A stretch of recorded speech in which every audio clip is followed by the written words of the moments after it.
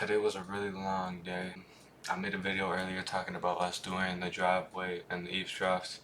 So we did all those today. We finished at around 5:30. We got the A&W for 38 locations. Tell me that's crazy.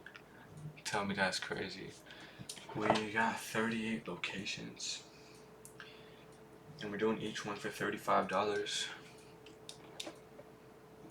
That's how much money we're making. Multiply it by 2 because they want to buy weekly. So that's how much we're going to be making off of 2 days worth of work with A&W. So I got back from Windsor last night. I worked A tier all day today. I had 7 hours of sleep. Get home till like 7 because I got food and whatnot. It's now 8:30 and I gotta go to bed because I gotta be up at 2:30 in the morning.